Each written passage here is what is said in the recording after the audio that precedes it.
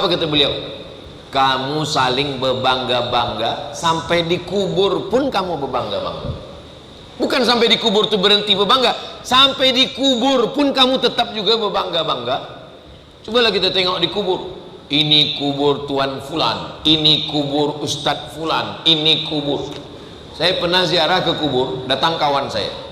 Mat, kata dia, iya, coba engkau tengok-tengok kubur. Iya, kau nanti nak mati nak batu warna apa? Sampai di kubur pun masih orang berbangga-bangga. Disebutkan dalam Al-Quran, laula akhartani ila ajalin qarib, ya Allah, kalaulah engkau bagi saya hidup agak sekejap saja, ila ajalin qarib, fa as-saddaqa, saya mahu bersedekah. Dia tak ada cakap saya nak pergi haji, tak ada. Dia tak ada cakap saya nak berjihad, tak ada. Dia tak ada cakap saya akan sembahyang tahajud, tak ada. Dia tak ada cakap saya akan khatam Quran, tak ada. Tapi dia katakan, laula akhartani ila ajalin qarib, kalau saya hidup sekejap saja, fa as-saddaqa, saya mahu bersedekah. Kata ulama, kenapa orang mati itu ingin bersedekah? Kenapa dia amalan yang dia minta ingin sedekah? Kata ulama, sebab bila kita mati, amalan yang terus datang menolong kita di alam kubur, alam barzakh adalah sedekah. Semua yang berhadir ini insyaallah dimuliakan Allah Subhanahu wa taala. Amin ya rabbal alamin. Baru saja tadi kita buat gimmick kutipan derma wakaf untuk pembinaan Dewan Terbuka Masjid Mukim Padang Pak Ahmad Pasir Putih Kelantan. Ada satu kitab, tajuk dia Sa'ah wa Sa'ah Gharaib wa Taraib, ditulis oleh orang Mesir, nama dia Syekh Abu Amr Al-Misri. Dia bercerita tentang seorang perempuan dari Saudi Arabia sakit, kemudian dibawa ke Amerika untuk medical check up. Kata doktor di Amerika, dia mesti balik sebab tiada ubat yang boleh menyembuhkan dia. Tak ada harapan lagi untuk hidup sebab tak ada ubat. Lalu kemudian dia pun balik. Dia ingat ada hadis Nabi Muhammad sallallahu alaihi wasallam, dawu mardakum bis sadaqah, ubatilah orang yang sakit di antara kamu dengan bersedekah. Lalu kemudian dia pun bersedekah, dia sedekah. Selepas itu dia pergi ke hospital, last sekali dia check out. Rupa-rupanya Allah bagikan satu balasan. Tak ada yang susah bagi Allah Ta'ala. Innama amruhu idza arada syai'an ayyakula lahu kun fayakun. Dia sehat, panjang umur, disebutkanlah oleh Syekh Abu Amr Al-Misri, bi barakati sadaqah, barakah sadaqah. Kemudian pada zaman Imam Abdurrahman Ibnu Mahdi, ada seorang lelaki yang lutut dia bernanah sehingga dia tidak boleh sembahyang, sebab tak boleh rukuk, tak boleh sujud. Lalu kemudian dia datang kepada Imam Abdurrahman Al-Mahdi mengadukan tentang sakit dia. Kata Imam Abdurrahman Mahdi, cuba engkau pergi ke suatu kampung yang di kampung itu tidak ada perigi, tempat mengambil air kering. Lalu kemudian dia pun membuatkan dengan wang yang ada pada dia, sebab dia tak boleh menggali sendiri. Dia bayarkan. Selepas itu keluar air, masyarakat pun boleh mandi, berwudu, minum. Lalu kemudian tak lama selepas itu Allah berikan kesembuhan. Bagi orang medik, apa hubungan sihat dengan sedekah? Tak ada hubungan. Sedekah lain, sihat lain. Tapi bagi orang yang percaya kepada Allah, likulli da'in dawa, setiap penyakit ada ubatnya, dan kita ikhtiar. Berubat itu bagian daripada sunnah. Fatadawu, kata Nabi, maka berubatlah kamu. Ada dulu di Makkah itu namanya Haris bin Kaldah. Bila ada orang sakit, orang pergi kepada Haris bin Kaldah sebab dia belajar perubatan di Jandisabur, Persia. Masa itu orang-orang Arab ini yang paling hebat, yang paling maju modern adalah orang Persia. Sampai orang Rum pun kalah. Maka dalam Al-Quran ada satu surah Ar-Rum, ghulibatir Rum, bangsa Rum kalah sebab orang Persia yang begitu hebat. Lalu kemudian bila ada orang sakit berubat kepada Haris bin Kaldah. Itu menunjukkan kita sunnah berubat kepada doktor. Lalu kemudian kata Nabi SAW,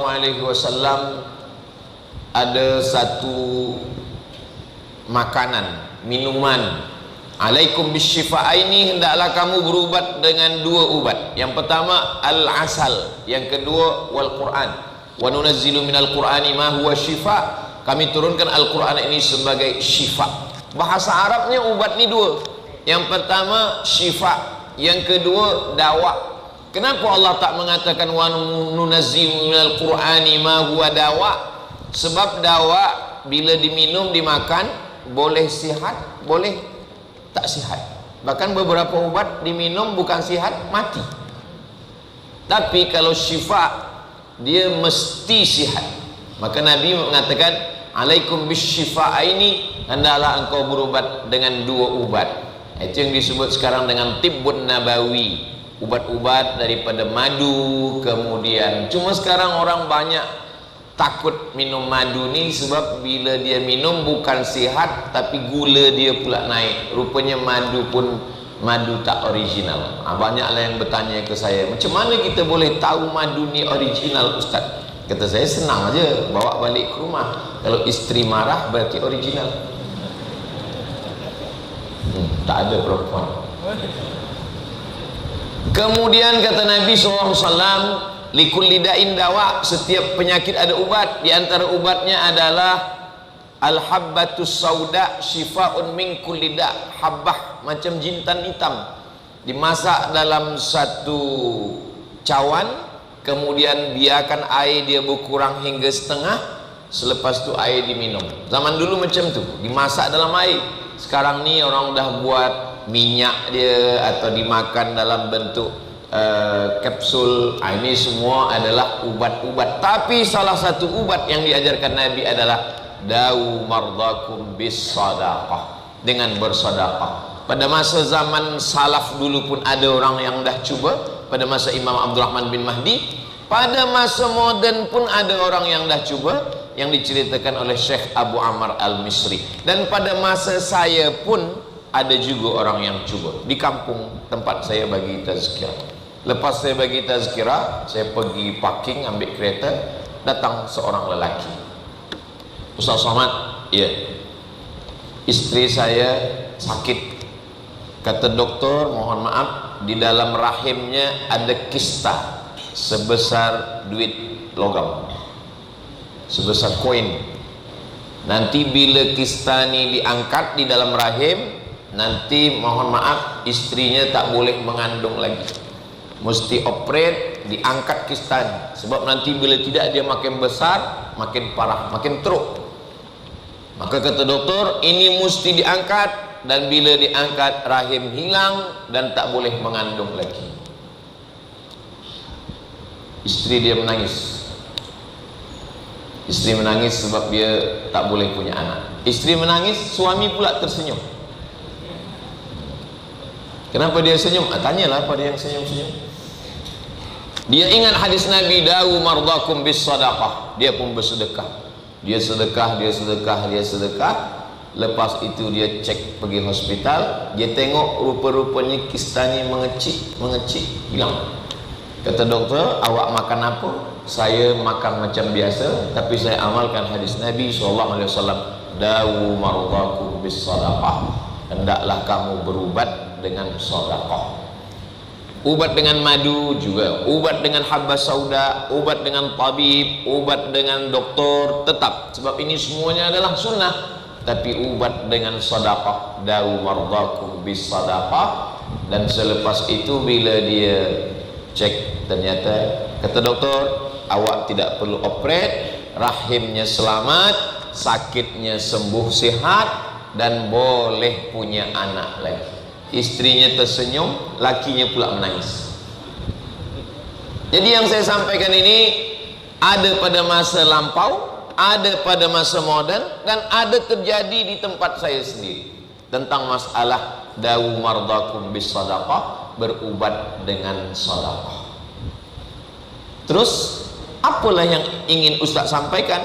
Maksud saya, bersedekahlah untuk pembinaan dewan terbuka Masjid Mukim. Bukan untuk kita, sebenarnya untuk ibarat buah yang masak. Buah nih dia akan jatuh kalau kita jolok. Maka untuk menjatuhkan buah ini adalah dengan sedekah. Maka diantaranya kita sembahyang sunat udah, sembahyang hajat sudah, sembahyang tahajud sudah, berdoa kepada Allah Ta'ala pun sudah. Tapi ada satu mungkin yang belum kita buat, berniat sedekah. Bolehkah kita bersedekah dengan niat suatu? Boleh. Mana dalilnya? Dalilnya ada dalam Sahih Al-Bukhari. Satu, dawu mardakum bis sadaqah. Dua, ada seorang lelaki, dia musafir dengan beberapa sahabat dia. Tiba-tiba dalam musafir itu turun hujan, dia pun masuk ke dalam lubang batu. Manakala mereka sedang berada di dalam lubang batu tadi, turun batu besar menutup pintu, sehingga mereka tertutup, terkunci di dalam, tak boleh keluar. 3 orang di dalam lubang batu. Hadis ini panjang, ada dalam Sahih Al-Bukhari, hadis sahih. 3 orang ini berdoa kepada Allah Ta'ala, menyebut amal-amal dia. Yang pertama, ya Allah, saya punya pembantu, saya ada ternak kambing. Bila pembantu saya ini pergi, duit gaji dia belum dia ambil, maka duit gaji dia itu saya belikan kambing. Kambingnya pun banyak, beranak pinak, kambing pun banyak sekali. Selepas itu tak lama dia balik. Dia balik lagi datang, saya panggil dia. Kamu dulu pembantu saya. Iya. Kamu pergi tak ada ambil duit gaji? Tak ada. Ini kambing yang banyak ni adalah gaji kamu yang dulu yang kamu tak ambil, saya belikan kambing. Maka ambillah kambing ni semua untuk kamu. Pembantu saya itu mengambil kambing itu semua, dia ambil. Satu pun tak ada tinggal.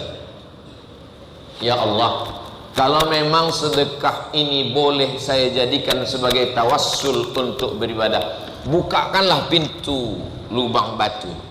Terbuka pintu lubang batu, tawassul. Ini mengamalkan ayat firman Allah, ya ayyuhalladzina amanu, hai orang beriman, ittaqullah, takutlah kamu kepada Allah, wabtaghu ilaihil wasilah, bertawassullah. Tawassul yang tak ada ikhtilaf di antara ulama adalah bertawassul dengan amal soleh, dan amal soleh number 1 yang paling elok sekali adalah bertawassul dengan sedekah.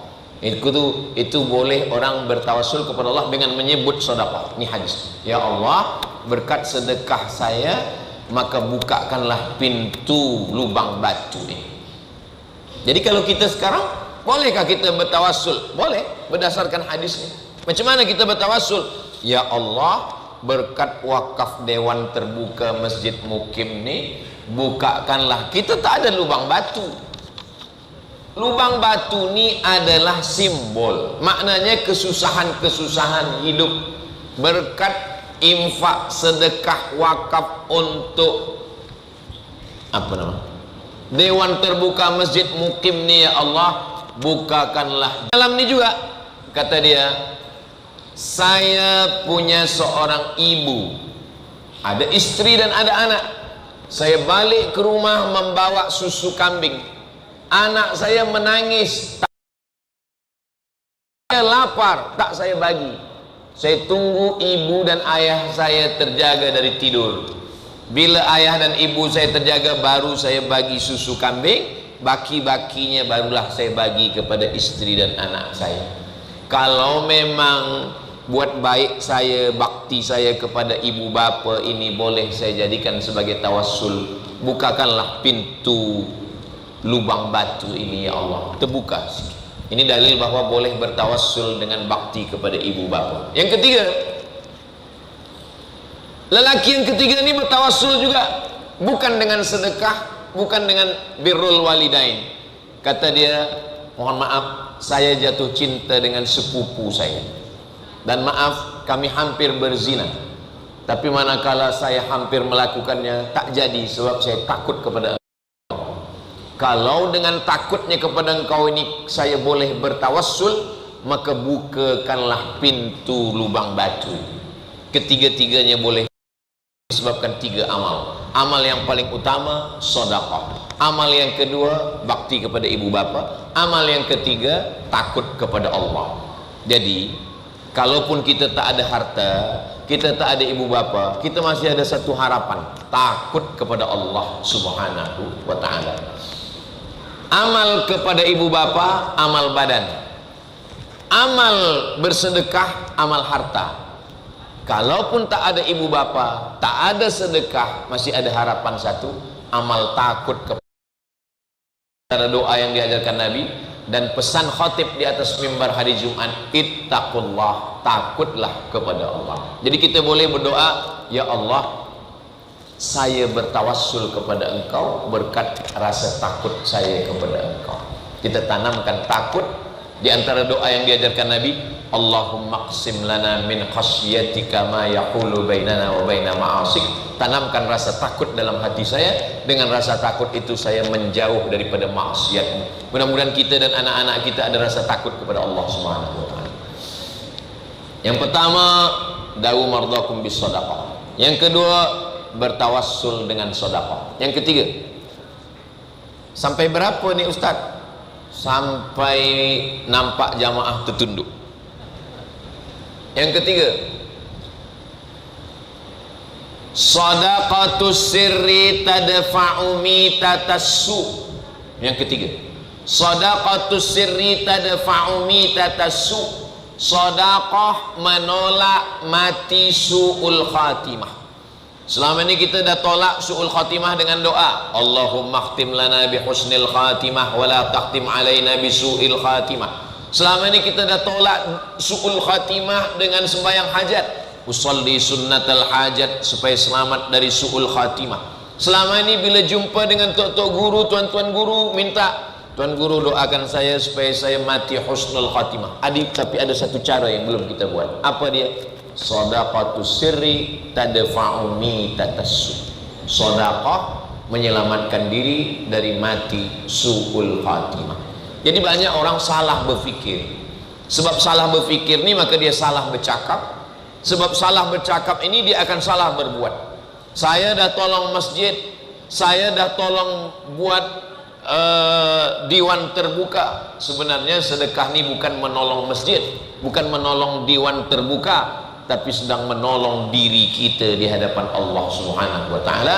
Saya bersedekah untuk menolong diri dari mati su'ul khatimah. Jadi bila kita masukkan duit, semoga saya selamat dari su'ul khatimah. Di mana-mana bila saya bagi tazkirah untuk derma, kutipan derma, biasanya pengerusi masjid membawa box untuk ambil duit.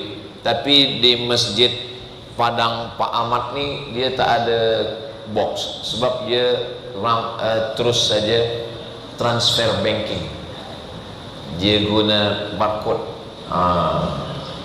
Bila ada box masukkan, bila lupa bawa duit boleh masukkan cincin, gelang, rantai, semua. Sebab itu di antara yang akan menolong kita di hadapan Allah Subhanahu wa ta'ala. Yang pertama, berubat dengan sedekah. Yang kedua, tawassul dengan sedekah. Yang ketiga, menolak su'ul khatimah dengan sedekah. Mudah-mudahan kita semua mati dalam keadaan husnul khatimah. Keempat, selepas manusia dikuburkan, masuk ke liang lahat. Yang keempat, apa kata mereka? Disebutkan dalam Al-Quran, laula akhartani ila ajalin qarib, ya Allah, kalaulah engkau bagi saya hidup agak sekejap saja, ila ajalin qarib, fa as-saddaqa, saya mahu bersedekah. Dia tak ada cakap saya nak pergi haji, tak ada. Dia tak ada cakap saya nak berjihad, tak ada. Dia tak ada cakap saya akan sembahyang tahajud, tak ada. Dia tak ada cakap saya akan khatam Quran, tak ada. Tapi dia katakan, laula akhartani ila ajalin qarib, kalau saya hidup sekejap saja, fa as-saddaqa, saya mau bersedekah. Kata ulama, kenapa orang mati itu ingin bersedekah? Kenapa dia amalan yang dia minta ingin sedekah? Kata ulama, sebab bila kita mati, amalan yang terus datang menolong kita di alam kubur, alam barzakh adalah sedekah. Amal yang lain menolong juga. Haji, wal hajjul mabrur laisa lahu jazaa illal jannah. Haji yang mabrur balasannya surga. Nanti selepas bangkit dari kubur, titis siratal mustaqim, pembagian catatan amal, timbang-timbang mizan, baru surga. Tapi sedekah ini dari liang kubur kita sudah ditolong dengan sedekah. Tapi jangan sebab tazkirah Ustaz Somad ni ada yang mendengar sepotong-sepotong 1 minit, lepas tu dia tak sembahyang. Bila ditanya kenapa awak tak sembahyang, saya dah sedekah.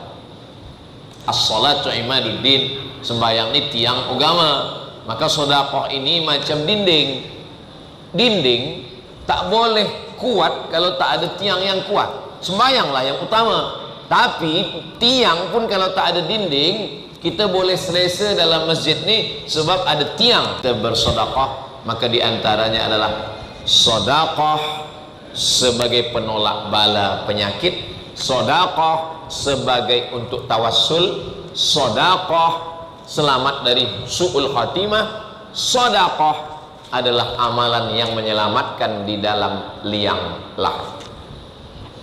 Ma'akalta fa'afnaita, yang dimakan busuk. Wa malabista fa'ablaita, yang dipakai lapuk. Hidup ni cuma dua, makan, pakai. Orang kaya ke, orang miskin ke, ada jawatan ke tak ada jawatan, hidup ni cuma dua, makan, pakai. Sekaya-kayanya orang makan, paling banyak makan tambah 2 kali. Kalau sampai 3 kali kita pun malu.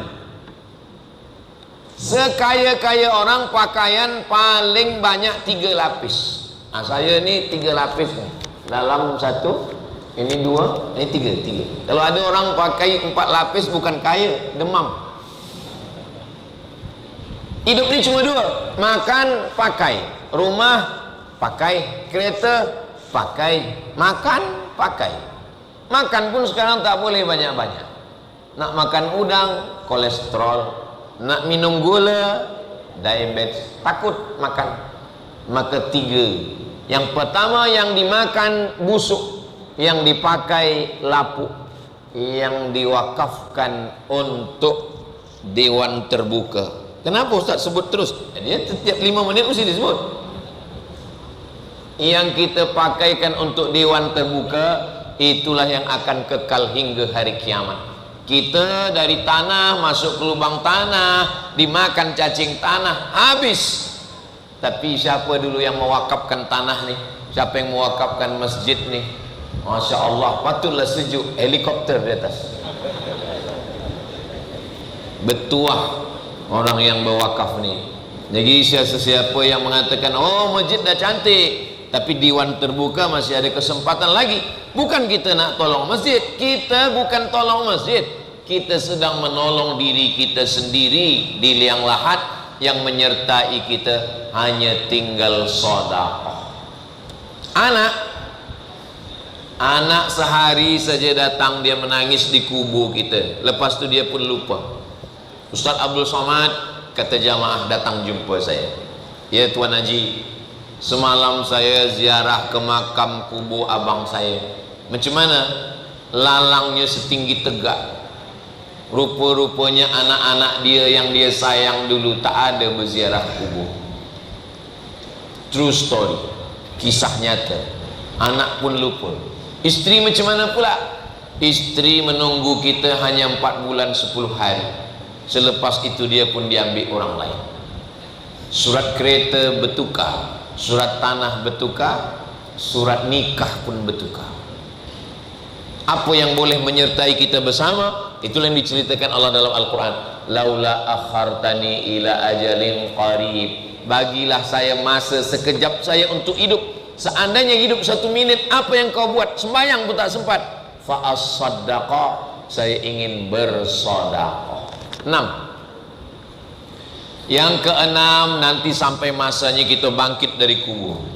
Selepas masuk kubur, bangkit dari kubur. Idzas sama'um fatarat, langit terbelah. Wa idzal kawakibun tasarat, planet-planet bertembung, meletup. Wa idzal biharu fujirat, lautan tsunami. Wa idzal biharu fujirat, wa idzal quburu bu'athirat, semua yang dikubur bangkit balik. Ketika yang dikubur ini bangkit, panas. Ada yang tenggelam kena peluh hingga ke mata kaki, ada yang tenggelam hingga ke dada, ada yang tenggelam hingga ke leher. Tapi ada orang yang tak merasakan panas. Siapa dia? Inilah yang keenam. Kullu mri'in tahta zilli shadaqati, setiap orang akan bernaung di bawah sedekah.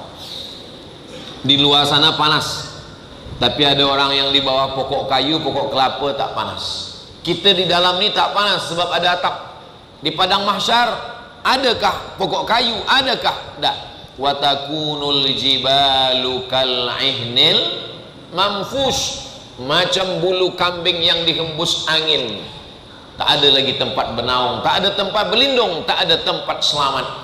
Tapi kata Nabi sallallahu alaihi wasallam, kullu mri'in tahta zilli shadaqatihi, orang akan bernaung di bawah sedekah. Maka itulah dia orang yang beruntung, orang yang berada di bawah sedekah. Selagi hayat di kandung badan, selagi napas masih berhembus, selagi nyawa masih ada, selagi kita masih hidup, ada kesempatan. Inilah kesempatan kita untuk bersedekah. Yang sudah bersedekah selepas subuh, alhamdulillah, masih ada kesempatan bersedekah sampailah binaan. Yang hari ini belum ada rezeki, kita sama berdoa kepada Allah, dibukakan Allah Ta'ala pintu rezeki. Begitu juga dengan anak-anak kita. Yang ketujuh, selepas kita padang mahsyar lalu kemudian menuju surga, ada satu pintu surga. Pintu surga ni kata Nabi, ada yang masuk dari surga melalui babus shalah, sebab dia banyak sembahyang, qabliyah, ba'diyah, duha, tahajud, witir, awabin, isyraq.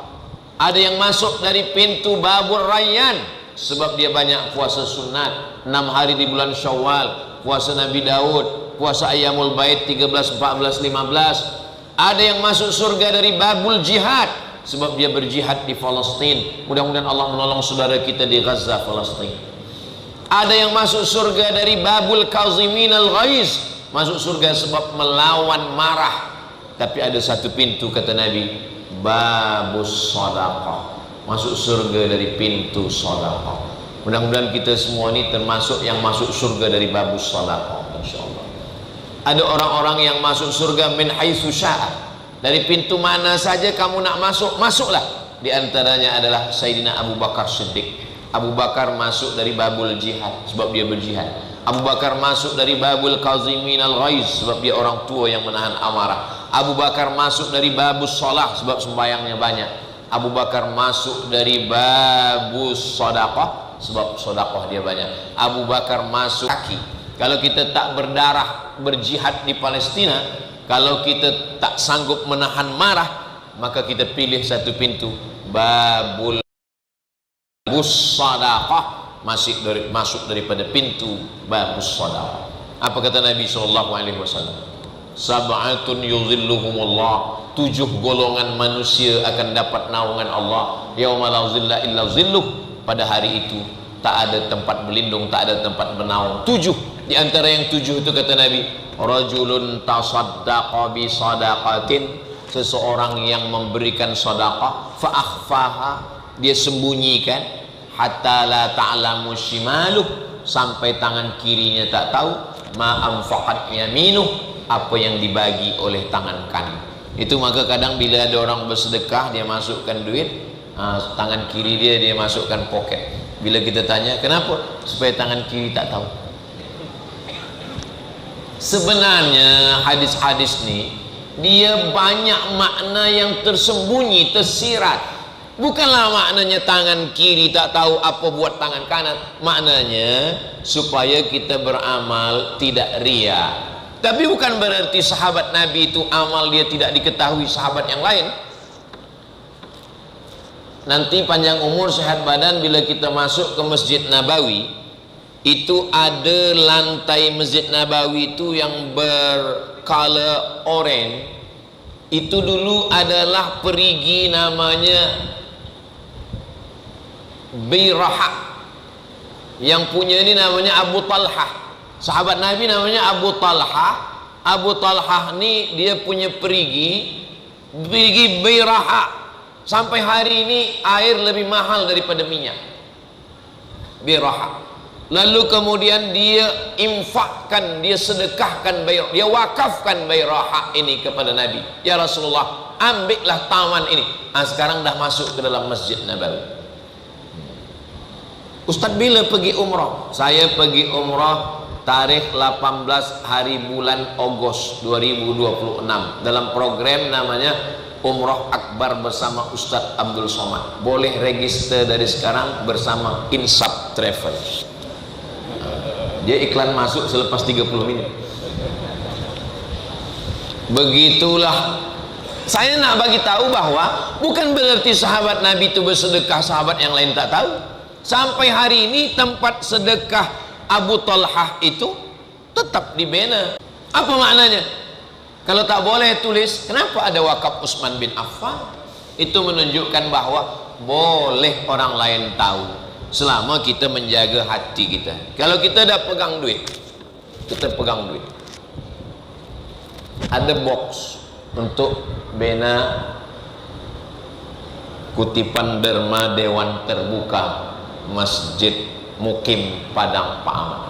Kita dah pegang duit, kita pegang duit, ada box lalu. Tak jadi kita bersedekah, kita pegang tak jadi sedekah. Bila kita ditanya, kenapa tak jadi sedekah? Saya takut riya. Tarkul amal li ajlin nas riya. Kata Imam Fudail bin Iyad, tak jadi bersedekah sebab takut riya, itulah riya. Kenapa awak tak jadi bersedekah? Saya takut riya. Tarkul amal li ajlin nas riya. Tak jadi beramal kerana takut dipuji orang, riya.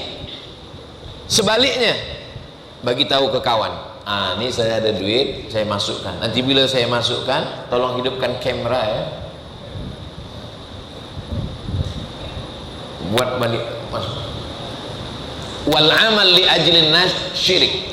Tak jadi beramal kerana takut dipuji orang, riya. Beramal kerana ingin dipuji orang, syirik. Jadi mana yang betul? Yang betul adalah masukkan bismillah.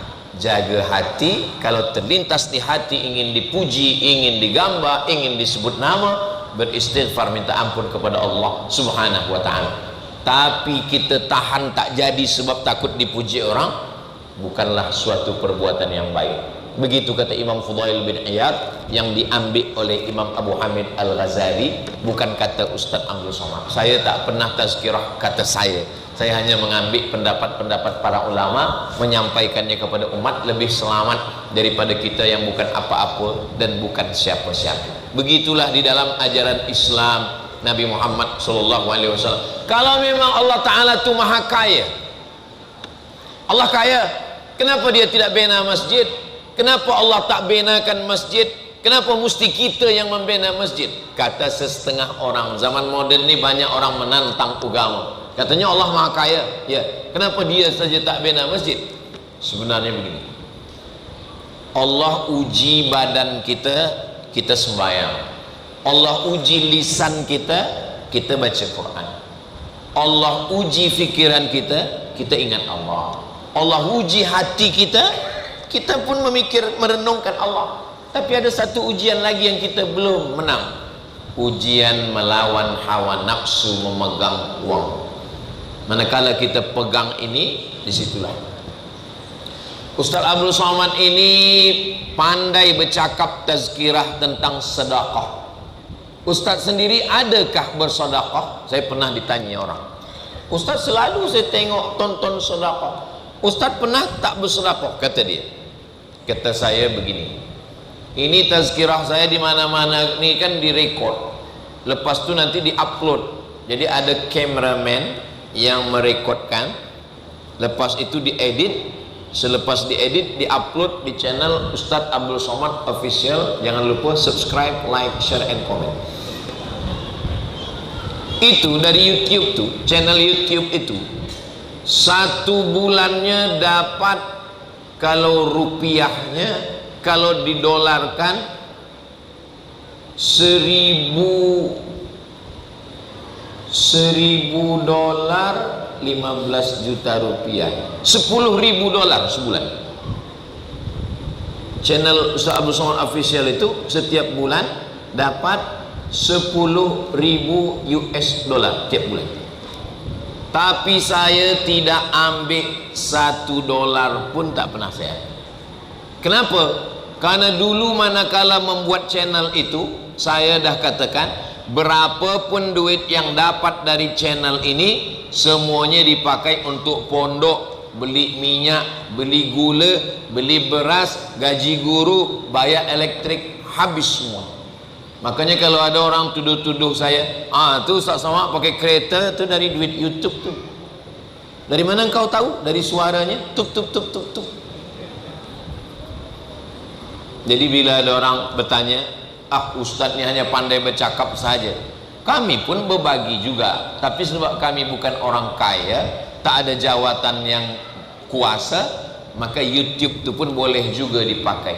Jadi kalau tuan-puan jamaah muslimin muslimat dia menonton YouTube, banyak jamaah ni dia tonton YouTube Ustaz Somad ni kajinya malam bila nak tidur.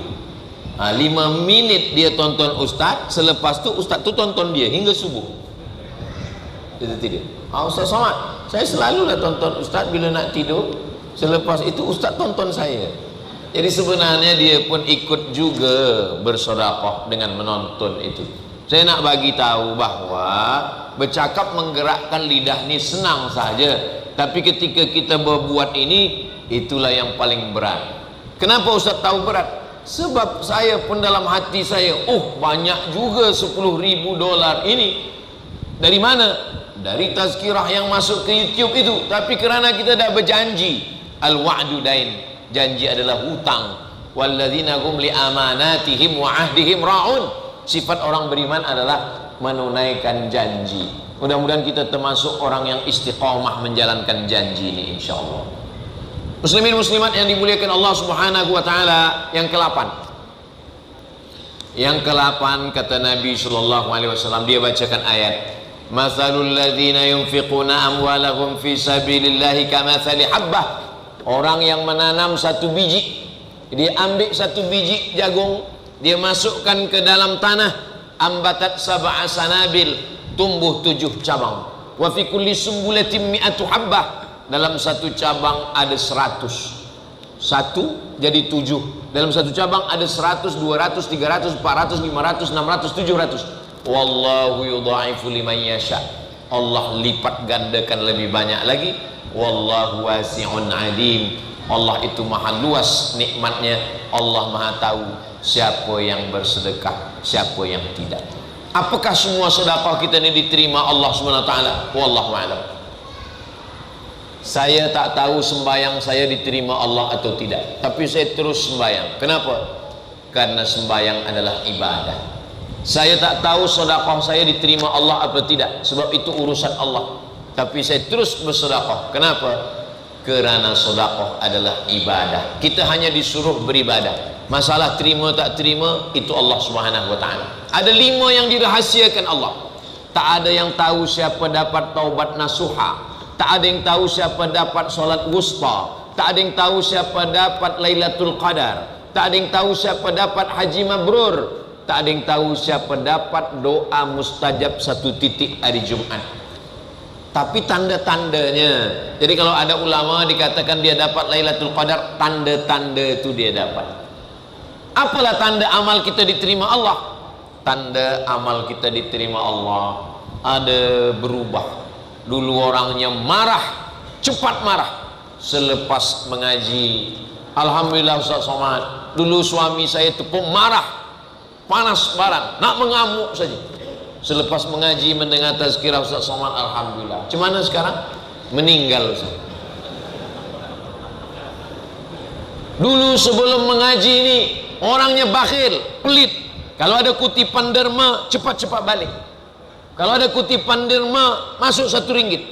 Tapi selepas mengaji dengan Ustaz Somad sekarang alhamdulillah, kalau ada kutipan derma dia udah berubah. Berapa dia bagi? 1 ringgit 5 sen. Ada berubah dari yang kecil. Kata Nabi SAW, wahai Aisyah, Sayyidatuna Aisyah, seandainya engkau ada 1 biji kurma, fasyaqqahu nisfain, belah 2. Ittaqin nar walau bisyiqqi tamrah, selamatkan diri engkau walaupun hanya sebelah kurma. Sebelah kurma pun engkau bagi, sebelah masuk ke mulut engkau, sebelah masuk ke mulut fakir miskin. Itulah yang akan menjaga engkau dari neraka. Seandainya dia wali Allah, sekalipun dia wali Allah, kalau dia bakhil, dicabut Allah kewaliannya. Ada orang yang soleh, yang baik, tapi dia bakhil, dicabut Allah keberkatannya. Ada orang yang sembahyangnya biasa-biasa saja, sembahyang biasa saja, puasa pun biasa, yang wajib-wajib saja, tapi kemudian dia bersedekah, diberikan Allah keberkahan. Sebenarnya hidup ini yang nak kita cari adalah berkah. Apa berkah itu? Ini air. Ini tak boleh kita tambah menjadi 600 ml, tak boleh kita tambah menjadi 2 liter. Dia memang sudah kecil macam ini. Saya sebenarnya nak bagi tahu, kalau saya biasa bagi tazkirah 60 menit sebab airnya besar. Jadi kalau macam ni 30 menit. Air ini takkan bertambah sebab memang dah beginilah ukuran dia, tak bertambah. Tapi isinya boleh berubah. Kalau isinya air putih, maka mungkin 5 ringgit paling mahal. Tapi kalau isinya madu, mungkin harganya akan menjadi 100 ringgit. Tapi kalau isinya air zam-zam, berapa tiket pesawat ke Makkah? Balik lagi. Sekarang pun banyak orang berduit pun takut pergi. Takut apa? Takut kena rudal dari Donald Trump. Allah Subhanahu wa ta'ala. Begitu juga dengan umur kita ni. Umur kita ni tak boleh bertambah. Kata Syekh Muhammad Mutawalli Asy-Sya'rawi, man ahabba ayyusata lahu fi rizqihi, siapa yang nak rezekinya bertambah, wa yunsa'alahu fi atharihi, nak umurnya bertambah, falyasil rahimahu, hendaklah dia menyambung silaturahim. Mohon maaf, saya nak bertanya kepada jamaah, saya kalau bagi tazkirah, cakap saya ni boleh dipahami tak? Boleh. Sebab kadang kita bagi tazkirah terus, rupa orang tak faham. Jadi cakap saya rupa-rupanya di Kelantan ni boleh dipahami, alhamdulillah. Apa tanda jamaah faham cakap Ustaz Somad? Tengok nanti berapa derma untuk dewan terbuka masjid. Nanti pengurusi masjid, kalau banyak itu berarti faham, kalau sikit tak faham. Jamaah yang dimuliakan Allah Subhanahu wa ta'ala. Jadi sebenarnya umur kita ni, kata Syekh Muhammad Mutawalli Asy-Sya'rawi, tak boleh bertambah. Kalau Allah dah takdirkan umur saya 50, sekarang dah 2026, 49. Kalau saya ditakdirkan Allah Ta'ala mati umur 50 tahun, tak bertambah. Tapi isinya boleh bertambah. Ada orang umur 50 tahun makan tidur, mati. Tapi ada orang yang 50 tahun, dia boleh bersedekah, dia boleh berinfak. Di dalam Quran ni pula banyak dia guna istilah-istilah yang setengah orang, kalau dia wajib namanya zakat. Ada nisabnya, ada haulnya. Nisabnya, haulnya 48 gram. Dan pula ini dia ada haul 1 tahun. Mesti milkut tam, kepemilikannya penuh, wajib hukumnya. Ini dia zakat. Tapi ada yang tidak wajib, itulah dia infak. Infak, siapa dulu yang bagi duit untuk ini infak. Kalau wakaf ini lebih khas lagi. Wakaf orang yang berwakaf, yang kedua yang menerima wakaf, yang ketiga apa yang diwakafkan, yang keempat ada ijab dan qabul. Inilah baru dia disebut wakaf. Saya wakafkan tanah ini kepada masjid untuk dibina dewan terbuka tunai. Kata nazir penerima wakaf, kami terima, baru wakaf. Saya mendengar tazkirah Ustaz Somad semalam, saya tergerak hati nak berwakaf. Itu ada tanah kosong di Pasir Putih. Macam mana mewakafkan tanah orang? Kita mesti tanah kita. Saya wakafkan tanah pusaka ayah saya. Saya wakafkan tanah pusaka ayah saya. Mana tanahnya? Di Pasir Putih. Tanah siapa? Tanah ayah saya. Pusaka, iya. Ayah dah meninggal, masih hidup. Mana ada pusaka orang hidup? Yang meninggalkan pusaka itu orang mati. Sekarang nih ada orang ayahnya masih hidup, dia pula minta, ayah jangan banyak-banyak bersedekah ya. Sebab apa? Sebab itu nanti untuk saya. Mestinya dia lah yang menolong ayahnya, bukan dia pula meminta harta ayahnya. Jadi sekarang ini banyak orang tidak mengaji, ditambah lagi dengan tamak. Apa yang membuat manusia ini tak mau bersedekah? Asyaitanu ya'idukumul faqra.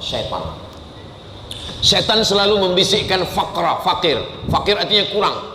Kurang senang, kurang selesa, kurang kereta, kurang motosikal, kurang rumah, kurang belanja, kurang duit.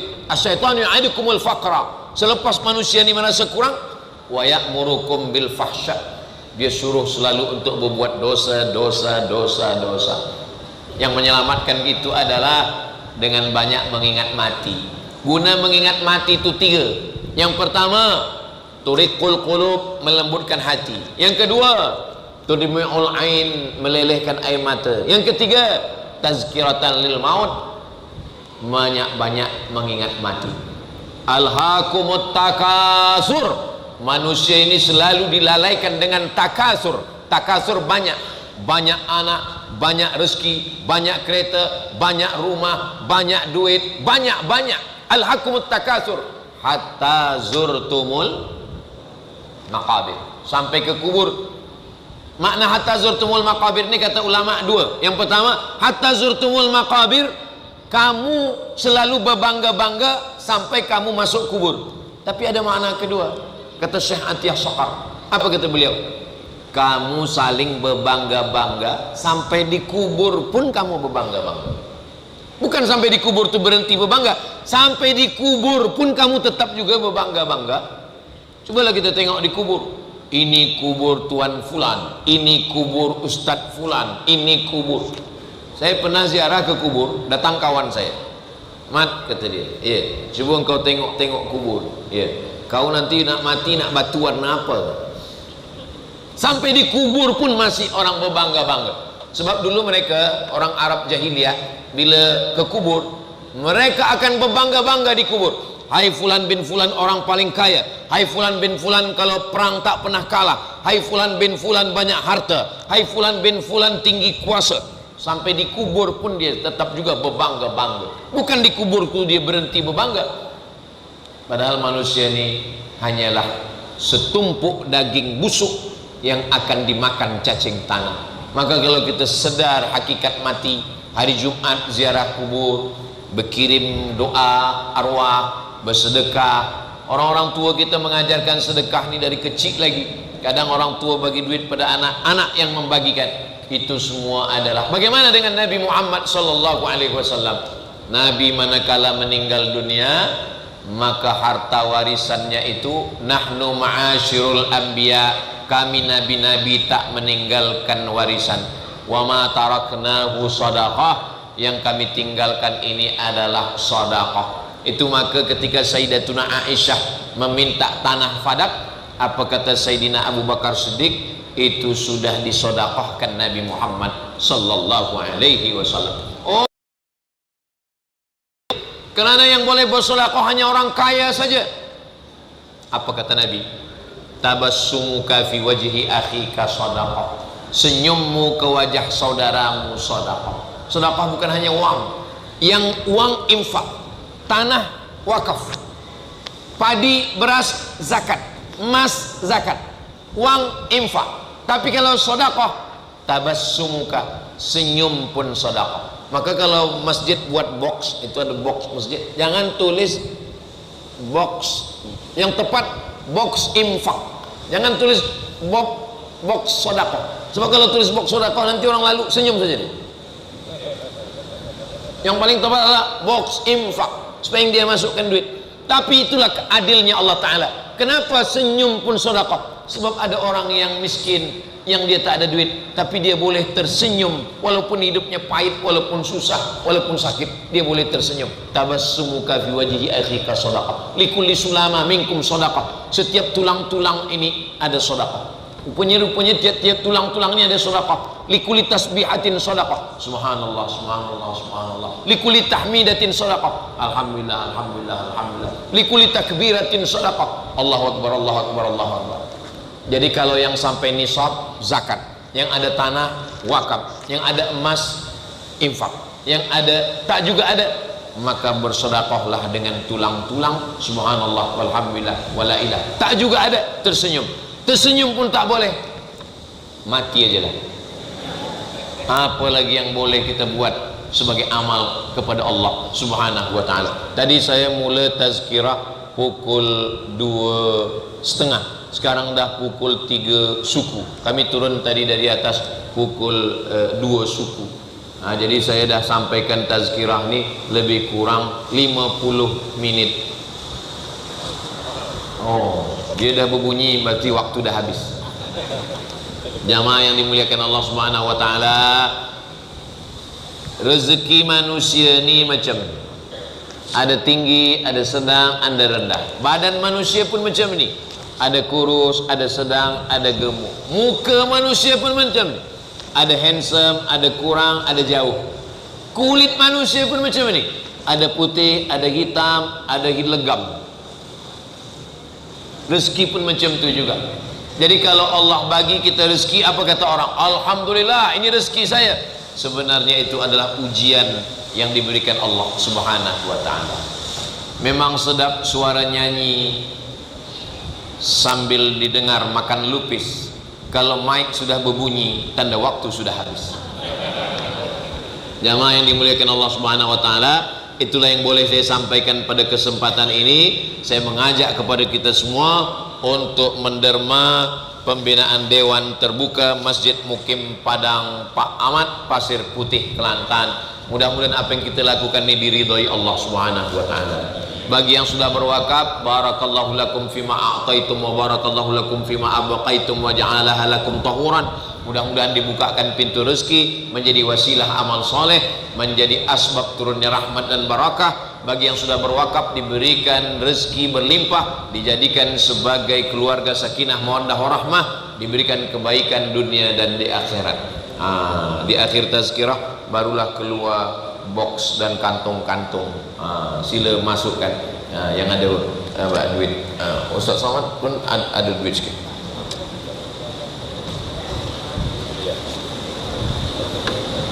Barakallah.